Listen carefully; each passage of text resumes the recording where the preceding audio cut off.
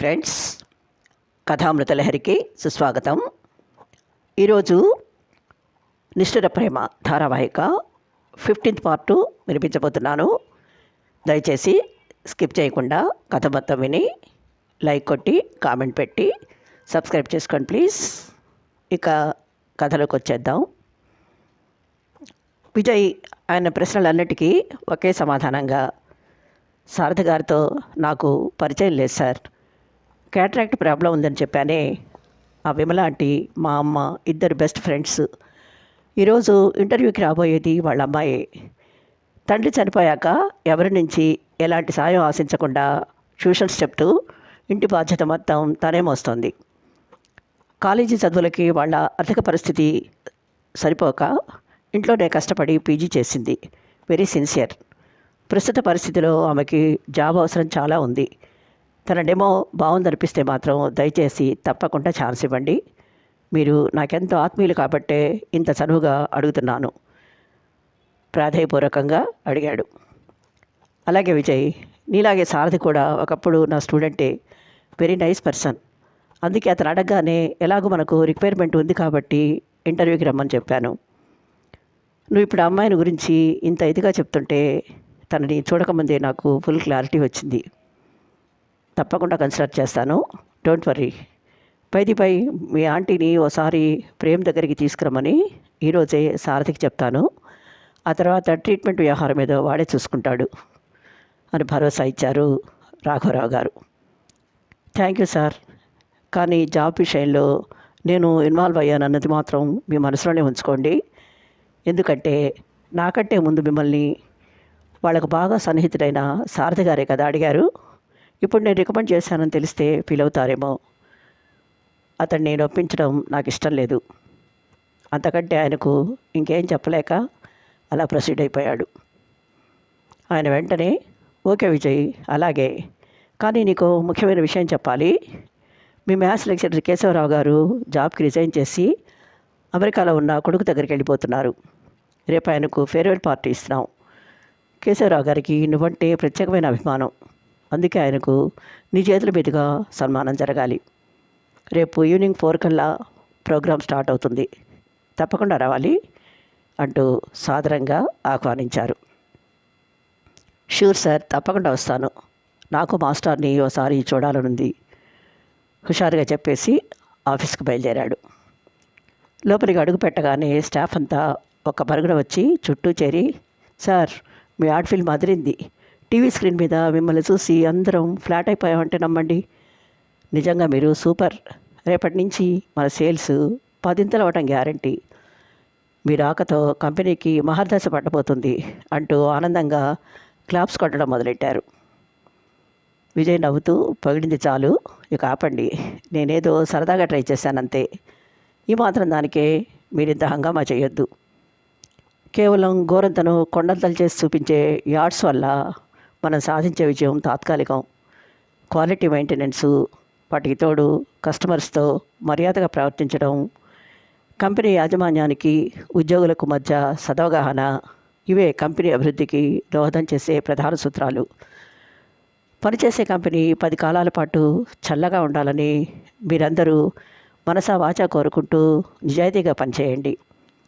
స్వలాభాపేక్ష వదిలి మీ ఎగుదలకు సాయశక్తిలా పాటుపడతానని మాటిస్తున్నాను. జీతాలు సకాలంలో అందించడం, ఇంక్రిమెంట్స్, బోనస్ పెంచడం, ఉద్యోగ భద్రత కల్పించడం, ఇవే కాక వీలైనంత త్వరలో మీ పిల్లల భవిష్యత్తుకు ఉపయోగపడే మరికొన్ని సంక్షేమ పథకాలు అమలు చేయాలన్న ఆలోచన ఉంది. అందుకు మీ సహాయ సహకారాలు చాలా అవసరం. అది దృష్టిలో పెట్టుకుని చేసే పని మీద శ్రద్ధ పెట్టండి అంటూ సున్నితంగా హెచ్చరించాడు. తన యాడ్ మెచ్చుకుంటూ వాళ్ళు కొట్టిన క్లాప్స్ కన్నా తన మాటలు వినగానే అందరి కళ్ళలో ప్రతిఫలించిన వెలుగు అతడికి ఎంతో సంతృప్తినిచ్చింది. వెళ్ళి పని చూసుకోమని చెప్పి ఛాంబర్లోకి వచ్చి రివాల్వింగ్ చైర్లో కూర్చొని production manager, sales manager submit చేసిన మంత్లీ రిపోర్ట్స్ తాలూకు ఫైళ్ళన్నీ జాగ్రత్తగా చెక్ చేసి డౌట్స్ క్లారిఫై చేసుకుని సైన్ చేసేసరికి టైం ఇట్టే గడిచిపోయింది. స్టాఫ్ అంతా ఇటు వాళ్ళు అటు వెళ్ళిపోయాక 7ంటికి ఆఫీస్ నుంచి బయటపడ్డాడు. ఇంటికి రాగానే అమ్మ నాన్న గుర్తొచ్చి వంట మనిషి గౌరమ్మ ఎంత ఆప్యాయంగా వడ్డిస్తున్నా అస్సలు తినాలనిపించలేదు. ఆమె బలవంతం మీద ఎలాగో భోజనం కానిచ్చి వెంటనే తల్లికి ఫోన్ చేసి, అమ్మ నీకు గుడ్ న్యూస్, నీ ఫ్రెండ్ ముద్దుల కూతురు ప్రియా త్వరలోనే జాబ్లో జాయిన్ అయిపోతుంది తెలుసా, ఉత్సాహంగా చెప్పాడు. అవునా, నువ్వు చెప్పేది నిజమా విజయ్? ఆశ్చర్యంగా అడిగింది వసుంధర.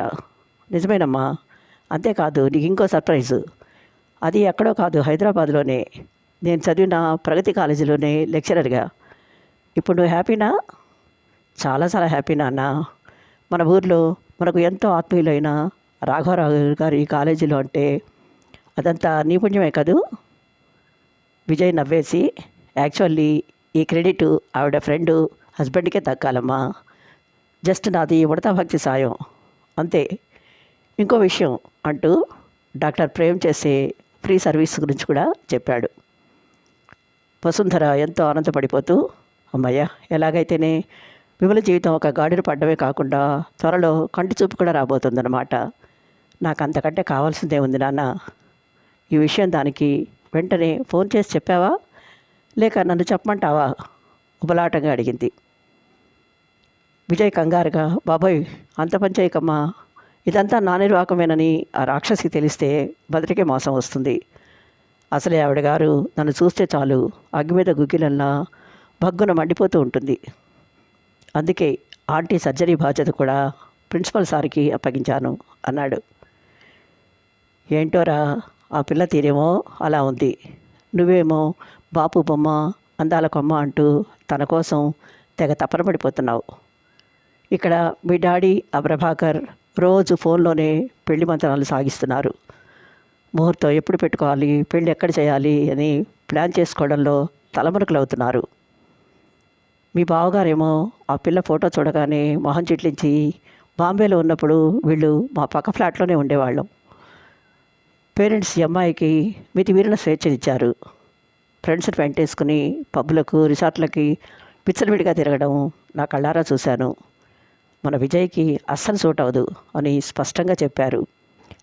అయినా మీ డాడీ పట్టించుకోకుండా, ఈ కాలం ఆడపిల్లలకి ఇలాంటివన్నీ కామనేలేండి అంటూ తేలిగా కొట్టిపారేశారు. నాకు మాత్రం అలాంటి పిల్ల కోడలిగా రావడం సుతరాము ఇష్టం లేదు నాన్న. నచ్చిన పిల్లతో నీ పెళ్ళి అంగరంగ వైభవంగా జరిపించాలని ఎంతో ఆశపడ్డాను.